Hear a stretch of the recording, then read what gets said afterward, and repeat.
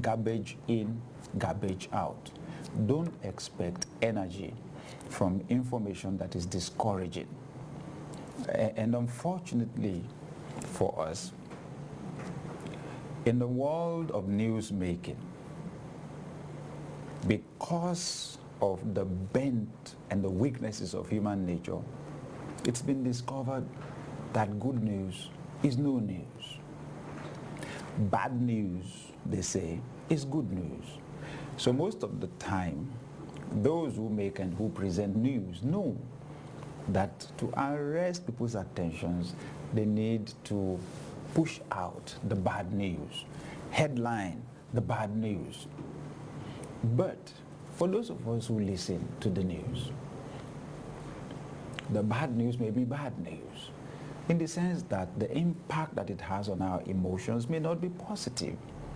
In fact, our access today to the internet and to social media causes information to travel at speeds that we never knew before. That means that a good chunk of the bad things happening all over the world can be right at your fingertips within a few minutes. Some of us have phones where we can get news items as they will call. You know,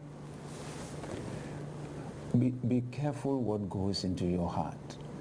What physical food is to the physical body is what information is to your soul, to your mind, to your emotions, and to your heart. When it is negative, it drains you of energy. One of the things that I did that transformed my life was deliberately cultivating what I see and what I hear. I specifically began to buy books. I used to love to read fiction novels a lot before, but I switched to books that have to do with life, books that have to do with principles about marriage, principles about finances, principles, about building a successful spiritual life, succeeding in relationships, books that have to do with leadership and management and success in one's career. And I'm telling you, literally every page feeds my energy level. One, I know exactly what to do about something that I had failed at before. That boosts my energy. The insight, the understanding, like they say, knowledge is power. So, dear viewer, watch what you read, watch what you listen to. Wrong information can drain your energy. Let me talk about negative emotions, like hatred. When you hate someone, you use energy to do the hating. It costs you something. Hatred is a very strong emotion. And what it does is to move you to wish the other person evil. So, you have to engage your imagination. So in your imagination, you're busy thinking of and hoping that something bad will happen to the other person. Let's talk about unforgiveness. Someone offended you and you have found it very difficult to forgive the person. A lot of the time we struggle with negative thoughts. We struggle with negative emotions. Okay? We struggle with the hurt. Okay? Because we keep rehashing the negative thing that the person did. We keep rehashing. The more we do, the more it hurts us. The more it hurts us, the more we dream of hurting them or wishing them evil. That's an energy drainer.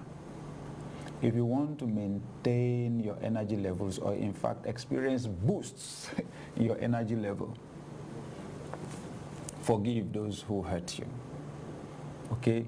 Wish everybody well. If all of us will revenge For all of the bad things that are done to us, we'll soon destroy ourselves completely from this world. Love covers a multitude of sins. You have to develop the capacity to overlook mistakes that other people have made. People only act to the best of their knowledge per time. When they know better, they will act better. We need to forgive. It costs a lot to hate. Well, one other negative emotion that drains our energy is envy. Envy. That thing that causes us to see what somebody else has or what somebody else has done and causes us to wish that it was ours. You know, instead of seeing someone else's achievement as inspiration, inspiration, you know, for us to achieve our own success, some other person's success is meant to inspire us and to tell us that if they could do it, we can do it too. Sometimes we don't think like that. We just feel that somebody else's success is making us to look like a failure, and then we despise the fact that they are blessed. That's what we don't have, that they have done what we cannot do or what we haven't done. Okay? So, it's important for us to know that nobody needs to die for us to live. Nobody needs to go down for us to rise. Everybody can succeed together. And another person's success should be a form of inspiration for me to not give up. It should be a sign that my own success is on the way. Envy is an energy drainer. Now, one other thing that will drain your energy is focusing your time and attention on unimportant tasks. What does this require? The ability to prioritize. See, you only have so much energy, you only have so much time. And you need to devote your time, your resources, where you achieve the best results. Remember Pareto principle. It's 20% of the things you do that produce 80% of your results. So, we need to critically look at the things that we do. When you exert a lot of energy, you spend your time, your resources on things that don't bring significant results into your life, that can discourage you at the end of the day. Okay? Let me also talk about insisting on having your own way all the time. Self-centeredness is an energy drainer. I must tell you that. Focusing on others is an energy booster. When you insist all the time that things have to go your own way, you will have a lot of conflicts with people. You'll experience a lot of friction because you will meet people who also have brilliant ideas. Nobody knows everything, okay? We have strengths, we have weaknesses. And the reason why teamwork is so powerful is because the strengths of someone will compensate for the weaknesses of the other person. That's the way it works in marriage, isn't it? Yeah. Usually in marriage, they say opposites attract. So one person is introverted, the other one is extroverted. One person is sociable and friendly, the other one, you know, likes to be reserved. One person is outgoing, the other person likes to stay at home, it's a homebody. But at the end of the day, when you put your ideas together, it helps. It works. It's fantastic. The quality of decisions is better. I mean, one person is spontaneous and acts even before thinking. The other one is a thinker, thinks before acting. You put the two of them together, then you have spontaneity with depth and with thinking. It helps. Or you do well when the situation allows for you to take time to plan and to think. You also do well when the situation requires spontaneous action.